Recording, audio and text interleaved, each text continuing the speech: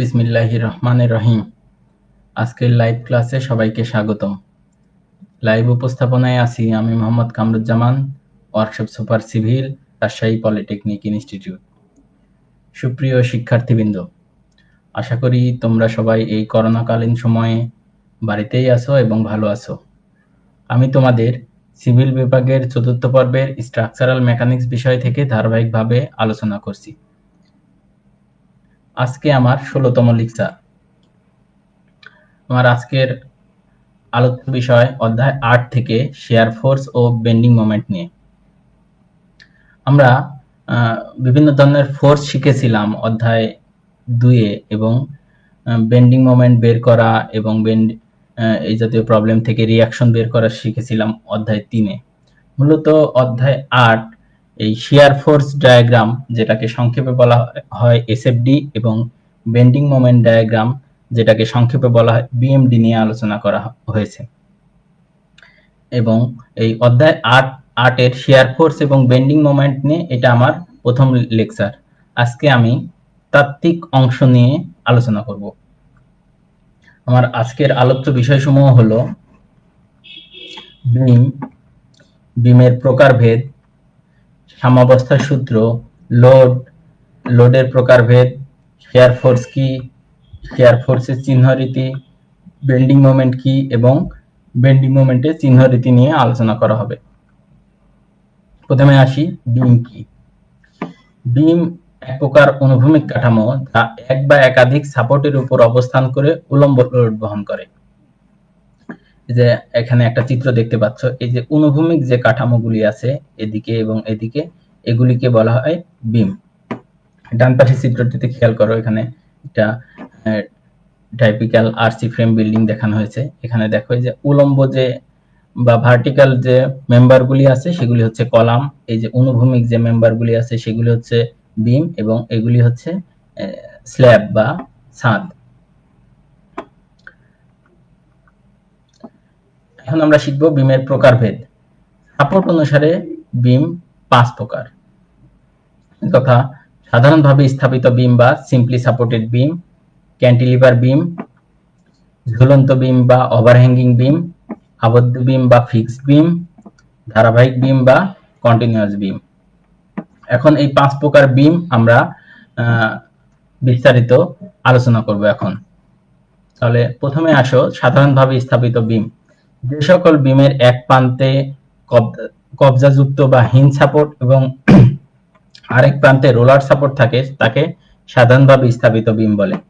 এখানে চিত্রে দেখতে পাচ্ছ যে এক প্রান্তে থাকবে হিঞ্জ সাপোর্টে, এটা হচ্ছে হিঞ্জ সাপোর্ট, হিঞ্জ সাপোর্টের সিম্বল এভাবে দেওয়া হয়, এবং ডান পাশে আছে রোলার সাপোর্ট। এখন আমরা এই যে সাপোর্ট নিয়ে আলোচনা করছি, তাহলে আমাদের সাপোর্ট সম্পর্কেও ভালোমতো জ্ঞান থাকতে হবে, না হলে তো আমরা বুঝতে পারবো না যে কোনটা কোন ধরনের বিম। সাপোর্ট সাধারণত 3 ধরনের, তার মধ্যে 2 ধরনের তো এখানে দেখতে পাচ্ছ, যে একটা হচ্ছে হিঞ্জ সাপোর্ট, একটা হচ্ছে রোলার সাপোর্ট, এবং আরেকটি আছে ফিক্সড সাপোর্ট। এখন এই সাপোর্টের রিঅ্যাকশন কেমন হবে এটা জানা আমাদের জন্য গুরুত্বপূর্ণ, অথবা আমরা এই এখান থেকে এসএফডি এবং বিএমডি ডায়াগ্রাম যে পরবর্তীতে আমরা বের করব সেটা বের করা কষ্টসাধ্য হয়ে যাবে। তাহলে এখন আমরা এই সাপোর্টের রিঅ্যাকশন নিয়ে আলোচনা করব। প্রথমে আসো হিঞ্জ সাপোর্ট। হিঞ্জ সাপোর্ট বা কবজাযুক্ত সাপোর্ট কি? আমরা যদি বাস্তবিক কোনো উদাহরণের দিকে চিন্তা করি, যে দরজার কবজা আছে, তোমরা সবাই দেখেছো, তাহলে এর রিঅ্যাকশন আমরা কিভাবে বের করব যে এই সাপোর্টে রিঅ্যাকশন মানে কয়টা রিঅ্যাকশন থাকবে? আমরা তো অলরেডি জানি যে আমাদের এর আগে যে অধ্যায়গুলিতে আলোচনা করা হয়েছে যে আমাদের 3টা রিঅ্যাকশন আছে। একটা হচ্ছে অনুভূমিক বলগুলির উপাংশ বা সামেশন অফ এইচ, একটা হচ্ছে উলম্ব বলগুলির উপাংশ বা সামেশন অফ ভি, এবং আরেকটা হচ্ছে মোমেন্টের উপাংশ, সেটা হচ্ছে সামেশন অফ এম। তাহলে এই কবজাযুক্ত সাপোর্ট বা হিঞ্জ সাপোর্টে কোন কোন রিঅ্যাকশন আসবে এটা আমরা কিভাবে বুঝবো? এটা আমরা বাস্তবিক উদাহরণের সাথে চিন্তা করে করে যদি আমরা পড়ি, তাহলে বিষয়গুলি আসলে আমাদের ভালো মতো আত্মস্থ করা হবে। তাহলে এখন এই যে অনুভূমিক উপাংশ আছে কিনা এটা কিভাবে চেক করব? মনে করো দরজা আছে, দরজাটাকে যদি টেনে অনুভূমিক বরাবর সামনে বা পিছনে নিয়ে যাওয়া যায়, তাহলে বুঝবো যে ওখানে অনুভূমিক উপাংশ নেই। কিন্তু একটা দরজা কি টেনে ঘরের ভিতরে বা বাইরের দিকে নিয়ে যাওয়া যাবে? এটা তো সামনের দিকে আসবে না, তাহলে আমরা বুঝতে পারছি যে এখানে অনুভূমিক উপাংশ থাকবে। এই জন্য এই এতে হিঞ্জ সাপোর্টের জন্য অনুভূমিক উপাংশকে আমরা বললাম এইচ এ। এখন দরজাকে চিন্তা করো, যদি তুমি উপরের দিকে বা নিচের দিকে কি সরাই নিয়ে যাওয়া যাবে? উপরে বা নিচের দিকে যদি সরাই নিয়ে যাওয়া যায় তাহলে এই ভার্টিক্যাল উপাংশ থাকবে না। যেহেতু সরাই নিয়ে যাওয়া যায় না, তাই এখানে ভার্টিক্যাল উপাংশ থাকবে। সেই ভার্টিক্যাল উপাংশ কি আমরা বললাম আরে। কিন্তু এখন চিন্তা করো যে দরজা তো ঘুরতে পারে, যদি দরজা না ঘুরতো তাহলে তো এটাকে আমরা খুলতে পারতাম না। দরজা যেহেতু ঘোরে, দরজা ঘোরা মানে দরজাটি মোমেন্ট এখানে দিচ্ছে না, আর মোমেন্ট যদি না দেয় সেখানে হচ্ছে মোমেন্ট সমান শূন্য। তাহলে আমরা হিঞ্জ সাপোর্টের জন্য রিয়াকশন পেলাম, একটা হচ্ছে এইচ আর একটা হচ্ছে ভি। ভি এর জন্য পেলাম আর এ। আশা করি হিঞ্জ সাপোর্ট বুঝতে পারছো। এখন রোলার সাপোর্ট যদি আমরা চিন্তা করি, রোলার সাপোর্টটা কেমন? রোলার সাপোর্ট হচ্ছে এখানে নিচে দেখো চাকা দেয়া আছে, মানে চাকাযুক্ত সাপোর্ট। চাকাযুক্ত সাপোর্ট মানে হচ্ছে এটাকে টানলে সামনে বা পিছনে সরে যাবে। সামনে পিছনে যদি সরে যায় তাহলে অনুভূমিক উপাংশ থাকবে না। আমরা বলেছি যদি সেটা সরে যায় সেই বরাবর তাহলে সেই উপাংশটা থাকবে না, কিন্তু উপরে বা নিচের দিকে টানলে সেটা যাবে না।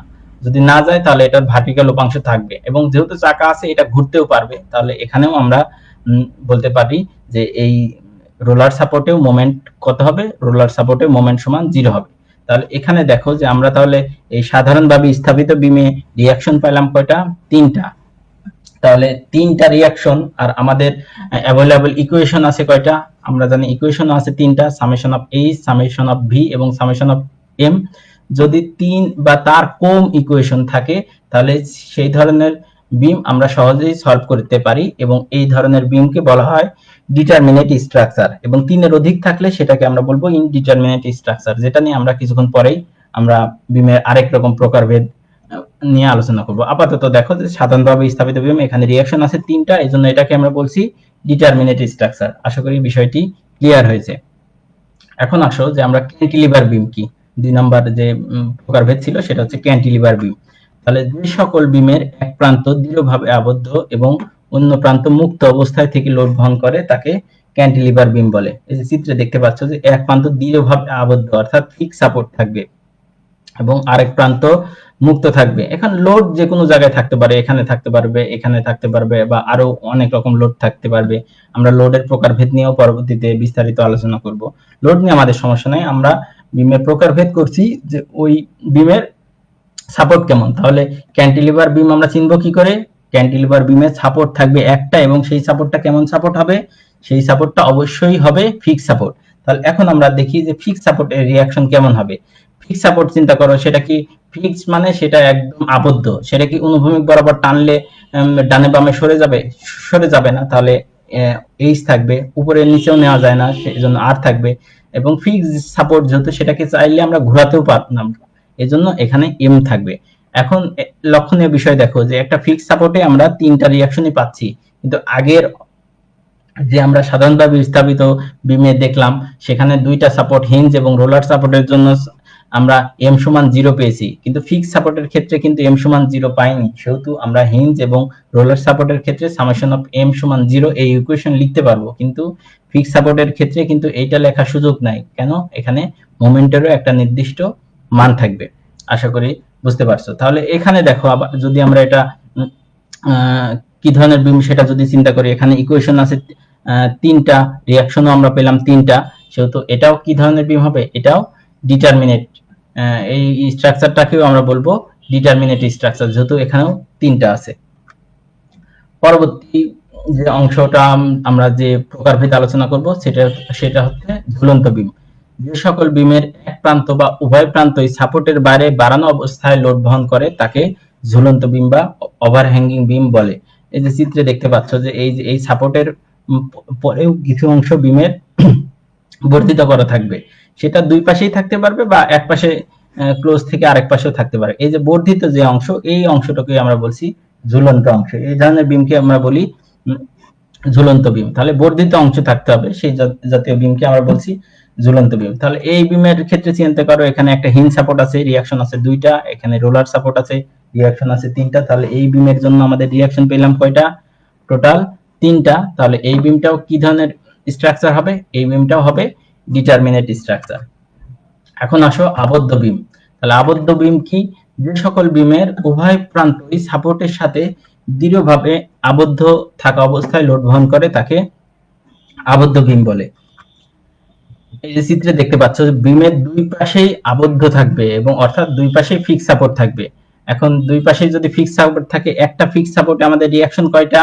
তিনটা। তাহলে দুই পাশে ফিক্স সাপোর্ট যেহেতু এই বিমের ক্ষেত্রে আমাদের রিঅ্যাকশন কয়টা পেলাম? 6টা। কিন্তু আমাদের অ্যাভেলেবল ইকুয়েশন কয়টা? 3টা। তাহলে যেহেতু রিঅ্যাকশন এখানে বেশি আছে সেজন্য এই যে আবদ্ধ বিম বা ফিক্স বিমকে আমরা বলি ইনডিটারমিনেট বিম। আশা করি বিষয়টি বুঝতে পারছো। পরবর্তী যে অংশটা আছে সেটা হচ্ছে ধারাবাহিক বিম। যে সকল বিম 2 এর অধিক সাপোর্টের উপর অবস্থান করে লোড বহন করে তাকে ধারাবাহিক বিম বা কন্টিনিউয়াস বিম বলে। চিত্রে দেখতে পাচ্ছ যে এখানে প্রথম যে চিত্রটা দেখতে পাচ্ছি যে 2 এর অধিক, এখানে তাহলে আমরা সাপোর্ট দিয়েছি আমরা এখানে কয়টা? 3টা। এই 2 এর অধিক যদি লোড বহন করে তাহলে সেই জাতীয় বিমকে আমরা বলবো ধারাবাহিক বা কন্টিনিউয়াস বিম। এখানে 2 এর অধিক যদি 3টি সাপোর্ট থাকে তাহলে সেই ধরনের স্ট্রাকচারকে বলবো আমরা সেমি কন্টিনিউয়াস বিম বা আধা ধারাবাহিক বিম। অর্থাৎ এই দুইটা সাপোর্টের মধ্যবর্তী যে দৈর্ঘ্য এটাকে আমরা বলি স্প্যান দৈর্ঘ্য, এবং স্প্যান দৈর্ঘ্যকেই একটা বিম হিসেবে কল্পনা করা হয়। তাহলে এখানে দেখো, এখানে যদি আমরা একটা সেকশন নেই তাহলে এই বিমের এক পাশে আমাদের কন্টিনিউয়াস অবস্থা বা ধারাবাহিক অবস্থা আছে এবং আরেক পাশে তো কিছু নাই, এই জন্য এই জাতীয় বিমকে বলা হয় সেমি কন্টিনিউয়াস বা আধা ধারাবাহিক বিম। আশা করি বিষয়টি বুঝতে পারছো। এবং যদি 3 এর অধিক সাপোর্ট থাকে, আর 5, 6 যে কোনো সংখ্যা থাকতে পারে, সেই জাতীয় বিমকে আমরা বলবো ফুললি কন্টিনিউয়াস বিম বা সম্পূর্ণ ধারাবাহিক বিম। এই বিমের ক্ষেত্রে, মাঝখানের বিমের ক্ষেত্রে চিন্তা করো, এই বিমের ক্ষেত্রে এই পাশে যদি সেকশন নাও, এ পাশেও ধারাবাহিক অবস্থা আছে, এ পাশেও ধারাবাহিক অবস্থা আছে, এই জন্য এই বিমটাকে বলা হয় ফুললি কন্টিনিউয়াস। এখানে ভুল হয়েছে একটু, সেমি না, এটা হবে ফুললি কন্টিনিউয়াস বিম বা সম্পূর্ণ ধারাবাহিক বিম। আশা করি বিষয়টি ক্লিয়ার হয়েছে। এখন বিমের আমরা আরেক রকম প্রকারভেদ দেখবো। আমরা কিছুক্ষণ আগে আমরা বিষয়টি বলেছি। এখন আমরা সাপোর্টের প্রতিক্রিয়া নির্ণয় পদ্ধতি অনুসারে বিমগুলিকে আবার দুই ভাগে ভাগ করা হয়। অলরেডি আমি তোমাদের বলেছি যে একটা হচ্ছে ডিটারমিনেট বিম, এটাকে বলা হয় স্ট্যাটিক্যালি ডিটারমিনেট বিম। তাহলে অলরেডি জেনে গেছো তোমরা যে সকল বিমের সাপোর্টের প্রতিক্রিয়া বল সাম্যাবস্থার সূত্র প্রয়োগ করে নির্ণয় করা যায় ওই সকল বিমকে স্ট্যাটিক্যালি ডিটারমিনেট বিম বলে। তাহলে আমরা স্ট্যাটিক্যালি ডিটারমিনেট বিম কি বিম পেয়েছিলাম? এখানে আমরা কিছুক্ষণ আগেই বলেছি যে সাধারণভাবে স্থাপিত বিম, ক্যান্টিলিভার বিম এবং ঝুলন্ত বিম স্ট্যাটিক্যালি ডিটারমিনেট বিমের অন্তর্ভুক্ত। স্ট্যাটিক্যালি ইনডিটারমিনেট বিম তাহলে কি? সকল বিমের সাপোর্টের প্রতিক্রিয়া বল সাম্যাবস্থার সূত্র প্রয়োগ করে নির্ণয় করা যায় না ওই সকল বিমকেই আমরা বলবো স্ট্যাটিক্যালি ইনডিটারমিনেট বিম। তাহলে স্ট্যাটিক্যালি ইনডিটারমিনেট বিম আমরা 5 প্রকার বিমের মধ্যে কি কোন কোন বিম পেয়েছিলাম? আমরা পেলাম আবদ্ধ বিম এবং ধারাবাহিক বিম এই স্ট্যাটিক্যালি ইনডিটারমিনেট বিমের অন্তর্ভুক্ত। আশা করি বিষয়টি অলরেডি তোমাদের ক্লিয়ার হয়ে গেছে। তাহলে আমরা এই যে স্ট্যাটিক্যালি ডিটারমিনেট এবং ইনডিটারমিনেট বিমের ক্ষেত্রে বারবার একটা কথা বললাম যে সাম্যাবস্থার সূত্র। তাহলে সাম্যাবস্থার সূত্রটা কি অলরেডি তোমরা জানো, তারপরে আমরা বলছি যে সাম্যাবস্থার সূত্র 3টা। একটা হচ্ছে অনুভূমিক উপাংশের বীজগাণিতিক সমষ্টি শূন্য হবে, অর্থাৎ সামেশন অফ a সমান 0। উল্লম্ব উপাংশের বীজগাণিতিক সমষ্টি শূন্য হবে, অর্থাৎ সামেশন অফ v সমান 0, এবং বলের মোমেন্ট সমূহের বীজগাণিতিক সমষ্টি শূন্য হবে, অর্থাৎ সামেশন অফ m সমান 0। এই উপরোক্ত 3টা সমীকরণকেই কি বলা হয়? উপরোক্ত 3টা সমীকরণকেই বলা হয় বলের সাম্যাবস্থার সূত্র বা ইকুইলিব্রিয়াম ল। আশা করি সাম্যাবস্থার সূত্র বিষয়টি ক্লিয়ার হয়েছে। তাহলে আমরা কিছুক্ষণ আগেই বিম এবং বিমের প্রকারভেদ দেখলাম, 5 প্রকার বিম দেখলাম সাপোর্টের উপর ভিত্তি করে, আবার 2 প্রকার বিম দেখলাম সাপোর্টের প্রতিক্রিয়ার উপর ভিত্তি করে। এখন বিমের উপর তো আবার লোড আসবে। এখন এই লোডটা কত ধরনের লোড কিভাবে আসে সেটা নিয়ে আমরা আলোচনা করব। তাহলে লোড কি এটা আমাদের আগে বুঝতে হবে। লোড হলো কোনো কাঠামোর উপরে বাইরে হতে প্রযুক্ত সকল বল বা বলের সমন্বয়কে উক্ত কাঠামোর লোড বলে। তাহলে লোড কত প্রকার? লোড হচ্ছে বিমের উপর প্রযুক্ত লোড সাধারণত 3 প্রকার, যথা এক হচ্ছে কেন্দ্রীভূত বা বিন্দু লোড, ইংরেজিতে বলা হয় কনসেন্ট্রেটেড বা পয়েন্ট লোড। 2 হচ্ছে সমভাবে বিস্তৃত লোড, ইউনিফর্মলি ডিস্ট্রিবিউটেড লোড, অসমভাবে বিস্তৃত লোড বা সমভাবে পরিবর্তিত লোড বা ত্রিভুজাকৃতিতে বর্ধিত লোড। এটা হচ্ছে নন ইউনিফর্মলি ডিস্ট্রিবিউটেড লোড, এটা হচ্ছে অসমভাবে বিস্তৃত লোড। ইউনিফর্মলি ভ্যারিং লোড, এটাকে সংক্ষেপে ইউভিএল বলা হয়, সেটা হচ্ছে সমভাবে পরিবর্তিত লোড। এবং ট্রায়াঙ্গুলার লোড মানে হচ্ছে ত্রিভুজাকৃতি বর্ধিত লোড। তাহলে এই লোডগুলি কেমন এটা আমরা এখন দেখি। যে প্রথমে আসো কেন্দ্রীভূত লোড বা পয়েন্ট লোডটা কেমন। এই যে দেখো চিত্রে দেখতে পাচ্ছ যে পয়েন্ট আকারে একটা বিমের উপর একটা নির্দিষ্ট পয়েন্টে লোডটা পতিত হবে, এই জাতীয় লোডকে বলা হয় পয়েন্ট লোড। এখানে দুইটা লোড দেখানো হয়েছে, এটা যে কোনো সংখ্যক থাকতে পারে, একটা থাকতে পারে, 5টা থাকতে পারে, 10টা থাকতে পারে। লোড কয়টা আছে এটা গুরুত্বপূর্ণ না, লোডটা কি ধরনের লোড এটা আমরা এখন আলোচনা করছি। যেহেতু পয়েন্ট আকারে যে লোডটা থাকবে, এই যে এখানে দেখছো পয়েন্ট আকারে পতিত হয়েছে বিমের উপর, এই জাতীয় লোডকে আমরা বলছি পয়েন্ট লোড। 2 নাম্বার যেটা আছে সেটা হচ্ছে সমভাবে বিস্তৃত লোড। সমভাবে বিস্তৃত অবস্থায় থাকবে বিমের উপর, অর্থাৎ এখানে দেখো সমভাবে বিস্তৃত লোড আমরা দেখিয়েছি ডাব্লিউ কেজি পার মিটার। এ কথার অর্থ হচ্ছে যে পার মিটার, অর্থাৎ প্রতি 1 মিটারে ডাব্লিউ কেজি লোড আছে। এটা যদি 2 কেজি পার মিটার হতো আর এটা যদি 10 মিটার থাকতো, তাহলে প্রতি 1 মিটারে 2 কেজি করে লোড থাকতো, তাহলে 10 মিটারে মোট লোড থাকতো কত, 20 কেজি। আশা করি বিষয়টি বুঝতে পারছো যে সমভাবে বিস্তৃত লোড কি এবং সেটা কিভাবে মোট লোড হয়। তারপরে আছে অসমভাবে বিস্তৃত লোড। অসমভাবে মানে সমান না, বুঝতেই পারছো যে কিছু অংশ সমান আবার কিছু অংশ অসমান, এই জাতীয় লোডকে বলবো আমরা অসমভাবে বিস্তৃত লোড। এখানে দেখো প্রথম কিছু অংশ আমরা বললাম যে W1 কেজি পার মিটার এবং কিছু অংশ W কেজি পার মিটার, এই জাতীয় W2 কেজি পার মিটার, এই জাতীয় লোডকে আমরা বলবো অসমভাবে বিস্তৃত লোড। পরের যে লোডটা আছে সেটা হচ্ছে সমভাবে পরিবর্তিত লোড, অর্থাৎ সমানভাবে পরিবর্তিত হচ্ছে। এখানে এটাকে বা ত্রিভুজ আকৃতির লোডও বলা হয়। সমভাবে পরিবর্তিত লোডটা কিভাবে হচ্ছে, এখানে দেখো যদি এখানে W KG per metre load হয়, এটাকে যদি আমরা নিউমেরিক্যাল কোনো সংখ্যায় বলি, যদি মনে করো এটা 10 কেজি পার মিটার, অর্থাৎ এখানে আছে 10 কেজি পার মিটার, অর্থাৎ প্রতি মিটারে একটা নির্দিষ্ট অনুপাতে ডান থেকে বাম দিকে কমছে, তাহলে 1 মিটার দূরে আসলে এখানে লোড কত পাবো আমরা, ওই অনুযায়ী কমছে যে এটার মোট লোড, তাহলে আমরা কি পাবো, এই ত্রিভুজের যে লোডটা আছে সেই লোডটাই আমরা সেই অনুযায়ী আমরা টোটাল লোডটা পাবো। আশা করি বিষয়টি বুঝতে পারছো। তারপর আমাদের যে লোডটা আছে সেটা হচ্ছে সমভাবে বর্ধিত লোড। এই যে এখানে দেখতে পাচ্ছ যে সমানভাবে বৃদ্ধি পেয়েছে, বৃদ্ধি পেয়ে আবার সমানভাবে কমে গেছে, দুই পাশ থেকেই সমানভাবে বৃদ্ধি পেয়েছে এই জাতীয় লোডকে, এবং মাঝখানের অর্ডিনেটের মান দেয়া থাকে, সেই মানটা কত, সেই মানটাকে আমরা বললাম W কেজি পার মিটার। পরের যে লোডটা আছে অসমভাবে বর্ধিত লোড, এটা হচ্ছে এই যে দেখো ত্রিভুজ আকৃতির লোড, আস্তে আস্তে এটা কমছে এবং পরবর্তীতে কি হয়েছে, আস্তে আস্তে আবার বাড়ছে। এই মোটামুটি এই 6 ধরনের লোড বিমের উপর পতিত হবে, এবং এই লোড ক্যালকুলেশন করেই কিন্তু আমরা এসএফডি এবং বিএমডি ডায়াগ্রাম অঙ্কন করব। সেহেতু লোডগুলি কি আমাদের ভালো মতো চিনতে হবে। যদি আমরা লোড না চিনতে পারি তাহলে কিন্তু আমরা এই পরবর্তী যে এসএফডি এবং বিএফডি ডায়াগ্রাম সেটা কিন্তু ঠিকঠাক মতো আঁকতে পারবো না।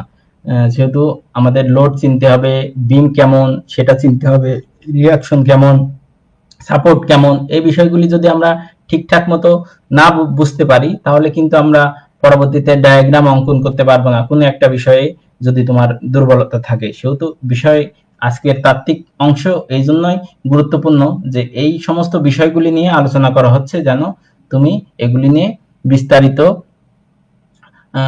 আলোচনা নিয়ে তারপরে তো আমরা ম্যাথমেটিক্স শুরু করতে পারি এবং সেটা যাতে তুমি সহজেই বুঝতে পারো। এখন আসো যে আমাদের অধ্যায়ের প্রথম অংশ ছিল শেয়ার ফোর্স। শেয়ার ফোর্স আমরা চ্যাপ্টার 2 তে দেখে আসছি। চ্যাপ্টার 2 ফোর্স নিয়ে আলোচনা করা হয়েছিল। সেখানে আমরা 3 ধরনের ফোর্স দেখেছিলাম। সাধারণত 2 ধরনের ফোর্স দেখেছিলাম, একটা হচ্ছে নরমাল ফোর্স এবং একটা দেখেছিলাম শেয়ার ফোর্স। নরমাল ফোর্সের মধ্যে আবার ছিল 2টা ফোর্স, আশা করি মনে আছে তোমাদের। একটা ছিল টেনশনাল ফোর্স আর একটা হচ্ছে কম্প্রেশনাল ফোর্স বা টানা বল, আরেকটা ছিল চাপা বল, এবং আরেকটা ছিল শেয়ার বল। এই শেয়ার বল সেখানেও আমরা হালকা আলোচনা করেছিলাম, এই অধ্যায়ে আমরা বিস্তারিত আলোচনা করব। তাহলে শেয়ার বল বা শেয়ার ফোর্স কি, বিমের যে কোনো সেকশনের ডানে বা বামে ক্রিয়াশীল সকল লম্ব বলগুলির বীজগাণিতিক যোগফলকে ওই সেকশনের শিয়ার বল বলে। এই যে এখানে মনে করো একটা বিম আছে এবং এই বিমের সিসি একটা সেকশন, এই সেকশনের ডানে বা বামে যে উলম্ব বলগুলি থাকবে সেই বলগুলির বীজগাণিতিক যোগফলই হবে এই সেকশনের জন্য শিয়ার বল। এখন লক্ষণীয় ব্যাপার হচ্ছে আমরা শিয়ার বল সবসময় কি হবে, এই সেকশনের সমান্তরাল বা প্যারালাল। এই যে সেকশনটা যেমন এর প্যারালাল 1000 কেজি, দেখো এই সিসি সেকশনের প্যারালাল 750 কেজি সিসি সেকশনের প্যারালাল। কিন্তু একটা বল যদি আমাদের এই বরাবর থাকতো তাহলে এটা কি সিসি সেকশনের প্যারালাল হতো না। তাহলে এই বলটা এই যে আমরা জানি তলের উপর লম্ব যে বল সেটাকে আমরা বলি নরমাল ফোর্স, এবং এটা কি ধরনের বল, এটাতে আমরা জানি চাপা বল। এবং যদি এইদিকে থাকতো তাহলে এই জাতীয় বলকে আমরা বলতাম টানা বল। তাহলে আশা করি শিয়ার বল বিষয়টি ক্লিয়ার হয়েছে। তাহলে আমরা সংজ্ঞায় কি জানলাম, সংজ্ঞা হচ্ছে বিমের যে কোনো সেকশনের ডানে বা বামে ক্রিয়াশীল সকল লম্ব বলগুলির বীজগাণিতিক যোগফলের ওই সেকশনে শিয়ার বল বলে। তাহলে সিসি সেকশনের বামে যদি আমরা চিন্তা করি তাহলে সিসি সেকশনের বামে শিয়ার বল কত, এখানে দেখো শিয়ার বল আমরা তাহলে বীজগাণিতিক যোগফল করি 750 উপরের দিকে যদি পজিটিভ ধরি তাহলে 750 যোগ এবং নিচে আছে 1000 কেজি, আর কোনো বল নাই, তাহলে আমরা পেলাম -250 কেজি। এবং যদি রাইট সাইড কল্পনা করি, চিন্তা করি, তাহলে এখানে দেখো 750 উপরের দিকে 500 কেজি নিচের দিকে সমান 250 কেজি। তাহলে একটা সেকশনের ডানে বা বামে শিয়ার বল সবসময় সমান এবং বিপরীতমুখী হবে। আশা করি শিয়ার বল সম্পর্কে তোমার ধারণা ক্লিয়ার হয়েছে। এখন এই শিয়ার ফোর্স এর চিহ্নরীতি কেমন হবে সেটা নিয়ে আমি আলোচনা করব। শিয়ার ফোর্সের চিহ্নরীতি বলতে আমরা বুঝি যে কোনো লোড যদি বিমকে এরূপে শেয়ার করতে চায় যে এটির বাম পার্শ্ব ডান পার্শ্বের তুলনায় উপরের দিকে উঠতে চায়, তবে তাকে পজিটিভ বা ধনাত্মক শিয়ার ফোর্স বলে। অর্থাৎ বাম পাশ সেকশনের বাম পাশ কি হবে, ডান পাশের থেকে উপরে উঠতে চাবে এবং ডান পাশ নিচের দিকে নামতে চাবে। এরকম শিয়ার ফোর্সকে আমরা, এরকম বলকে আমরা বলি ধনাত্মক ফোর্স। এই যে আমরা চিত্রে দেখতে পাচ্ছি, এখানে যদি সেকশন নাও তাহলে বাম পাশটা উপরে উঠবে, ডান পাশটা নিচে নামবে। এখানে কিন্তু লক্ষণীয় বিষয় শিয়ার ফোর্স, এখানে কিন্তু শুধু আমাদের বলটাই কার্যকর, দূরত্ব আমাদের কোনো ফ্যাক্টর হিসেবে কাজ করবে না। আমরা যদি বেন্ডিং মোমেন্ট নিয়ে আলোচনা করব তখন কিন্তু আমরা বল এবং দূরত্ব দুটো নিয়েই আলোচনা করব। কেন, আমরা জানি মোমেন্ট সমান বল গুণন লম্ব দূরত্ব, কিন্তু ফোর্স মানে শুধু ফোর্স, সেখানে শুধু ফোর্সের সিঙ্গেল ইউনিট নিয়ে আমরা কাজ করব। তাহলে বাম পাশে উপরের দিকে এবং ডান পাশ নিচের দিকে এরকম শেয়ারকে আমরা শেয়ার বলকে আমরা বলছি পজিটিভ বা ধনাত্মক শেয়ার বল। আবার যদি এর বিপরীত হয়, অর্থাৎ ডান পার্শ্ব বাম পাশের তুলনায় উপরের দিকে উঠতে চায়, তবে তাকে নেগেটিভ বা ঋণাত্মক শিয়ার বল বলে। এখানে চিত্রের দিকে লক্ষ্য করো যে এই ডান পাশ উপরের দিকে উঠবে এবং বাম পাশ নিচের দিকে নামতে চায়, এই রকম শিয়ার বলকে আমরা বলছি নেগেটিভ বা ঋণাত্মক শিয়ার বল। আশা করি শিয়ার বলের চিহ্নরীতি বুঝতে পারছো। এই চিহ্নরীতি কিন্তু আমাদের গুরুত্বপূর্ণ। আমরা যখন শিয়ার ফোর্স ডায়াগ্রাম বা এসএফডি অঙ্কন করব তখন কিন্তু এই চিহ্নরীতিটা আমাদের কাজে লাগবে। এই চিহ্নরীতি অনুসারে আমরা এসএফডি বা শিয়ার ফোর্স ডায়াগ্রাম অঙ্কন করব।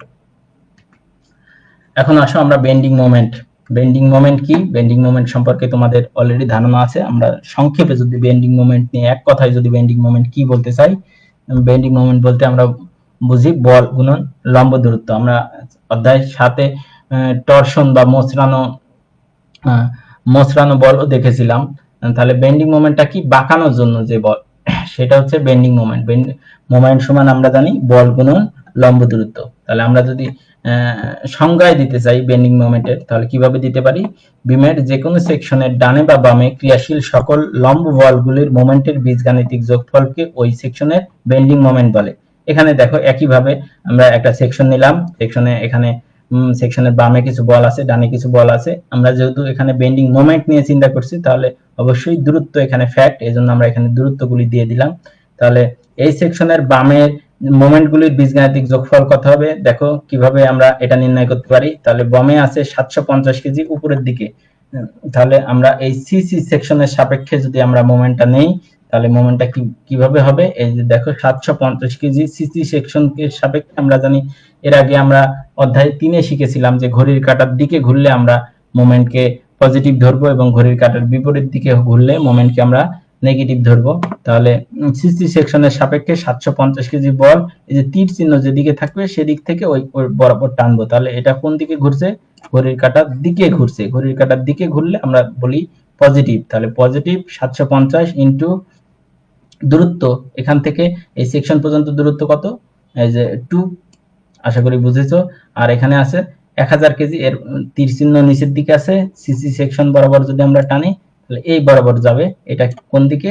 ঘড়ির কাঁটার বিপরীত দিকে। তাহলে ঘড়ির কাঁটার বিপরীত দিকে হলে আমরা দিলাম মাইনাস, লোড কত, বল কত 1000 ইন্টু দূরত্ব কত, সিসি সেকশনের সাপেক্ষে দূরত্ব হচ্ছে 0.5। তার ক্যালকুলেশন করে পেলাম আমরা 1000 কেজি ইন্টু মিটার। আশা করি বুঝতে পারছো। তাহলে সেকশনের বাম পাশে মোমেন্টের বীজগাণিতিক যোগফল আমরা বললাম 1000 কেজি মিটার, আমরা জানি মোমেন্টের একক কেজি মিটার। এখন যদি আমরা সেকশনের ডান পাশে চিন্তা করি, ডান পাশেও দুইটা বল আছে। তাহলে ডান পাশে 750 কেজি বল যদি আমরা প্রথমে চিন্তা করি তাহলে এখানে কি হয় দেখো, 750 কেজি তীর চিহ্ন উপরের দিকে আছে, এই বরাবর ঘুরবে সিসি সেকশনের সাপেক্ষে। তাহলে এই বরাবর যদি ঘুরে তাহলে এটা কোন দিকে ঘুরলো? ঘড়ির কাঁটার বিপরীত দিকে, এই জন্য মাইনাস। তাহলে 750 বল ইন্টু দূরত্ব কত? 2। আশা করি বিষয়টি বুঝতে পারছো। এবং সিসি সেকশনের সাথে 500 কেজি বল কোন দিকে ঘুরছে? তীর চিহ্ন নিচের দিকে আছে, এই বরাবর ঘুরবে। তাহলে এটা কোন দিকে ঘুরলো? ঘড়ির কাঁটার দিকে, এই জন্য পজিটিভ। 500 ইন্টু দূরত্ব কত? এখান থেকে সিসি সেকশন বরাবর 1। তাহলে আমরা পেলাম মাইনাস 1000 কেজি মিটার। তাহলে একটা সেকশনের বামে বা ডানে সমান বেন্ডিং মোমেন্ট থাকবে, কিন্তু ইকুয়াল এবং অপোজিট হবে। এই মোমেন্ট বের করা যারা এখনো ভালো বোঝা নাই তারা অবশ্যই এই চ্যাপ্টার 3-এ আমরা শুধু বেন্ডিং মোমেন্ট নির্ণয় করা শিখেছিলাম। এই চ্যাপ্টার 3-এর অংশটুকু আরেকবার ভালো মতো দেখলে আমার মনে হয় তোমার এই অংশটুকু ক্লিয়ার হয়ে যাবে, যদি আজকের ক্লাসে তুমি নতুন হয়ে থাকো। তাহলে এখন আমরা এই বেন্ডিং মোমেন্ট যে ডায়াগ্রামটা অঙ্কন করলাম, এই বেন্ডিং মোমেন্টের এখন চিহ্ন রীতি কেমন হবে এই ডায়াগ্রামের ক্ষেত্রে। সেক্ষেত্রে আমরা দেখি যে বিমের উপর লোড প্রয়োগ করার ফলে যদি বিমের উপরের অংশ চাপে এবং নিচের অংশ টানে থাকে তাকে পজিটিভ বা ধনাত্মক মোমেন্ট বলে। এই যে এটা মনে করো একটা ফ্ল্যাট বিম ছিল, এই বিমের উপর থেকে লোড প্রয়োগ করা হয়েছে। তাহলে উপর থেকে যদি লোড প্রয়োগ করো তাহলে মানে উপর থেকে যদি এভাবে লোড প্রয়োগ করো তাহলে বিমটা বেঁকে যেতে যাবে, তাই না? তাহলে বিম যদি বেঁকে যায়, উপরের অংশ যদি এই যে দেখছো এই উপরের ফেসটা গুছিয়ে গেছে এবং নিচের অংশটা টান টান অবস্থায় আছে, এরকম যদি হয় তাহলে এই জাতীয় বেন্ডিং কে আমরা কি বলবো? Positive bending. আশা করি বিষয়টি বুঝতে পারছো। আবার অপরদিকে যদি উল্টা হয়, অর্থাৎ যে বেন্ডিং মোমেন্ট নিচের অংশ চাপে এবং উপরের অংশ টানে থাকে, তাহলে সেই বেন্ডিং কে আমরা বলবো নেগেটিভ বা ঋণাত্মক বেন্ডিং। এই যে এখানে দেখো যে এই যে নিচের অংশ চাপে আছে, অর্থাৎ এক্ষেত্রে আমাদের বলটা কেমন হবে? এক্ষেত্রে আমাদের বলটা হবে এই বরাবর যদি বল প্রয়োগ করা হয়, আর এখানে বল ছিল কোন বরাবর? এই বরাবর বল দেওয়ার ফলে এমন হয়েছিল। যদি আপওয়ার্ড বল থাকে তাহলে এই যে দেখো এই ফেসটা গুছিয়ে গেছে এবং এই ফেস টান টান অবস্থায় থাকে, অর্থাৎ কনকেভ ডাউনওয়ার্ড আর এটা হবে কনকেভ আপওয়ার্ড। এরকম অবস্থা যদি হয় তাহলে এটাকে আমরা বলছি নেগেটিভ বেন্ডিং মোমেন্ট। আশা করি বেন্ডিং মোমেন্টের চিহ্ন রীতি বিষয়টি ক্লিয়ার হয়েছে। আজকে আলোচনা এটুকুই। তোমাদের বাড়ির কিছু কাজ থাকবে। প্রথম প্রশ্ন, বিম কি, এটি কত প্রকার ও কি কি, সচিত্র বর্ণনা দাও। প্রশ্ন 2, স্ট্যাটিক্যালি ডিটারমিনেট এবং ইনডিটারমিনেট বিম বলতে কি বোঝো। প্রশ্ন 3, সাম্যাবস্থার সূত্রগুলি লেখো। প্রশ্ন 4, বিমের উপর বিভিন্ন প্রকার লোডের নাম চিত্র সহ লেখো। প্রশ্ন 5, শেয়ার ফোর্স এবং বেন্ডিং মোমেন্ট বলতে কি বোঝো। এই বাড়ির কাজগুলি অবশ্যই তোমরা তোমাদের প্রতিষ্ঠানের শিক্ষকের নিকট জমা দিবে। এই ক্লাসটি পুনরায় যদি দেখতে চাও তাহলে ভিজিট করতে হবে জাতীয় দক্ষতা বাতায়নে। ওয়েবসাইটটির লিংক হলো www.skills.gov.bd/dt। আজকের ক্লাস মনোযোগ দিয়ে দেখার জন্য সবাইকে ধন্যবাদ।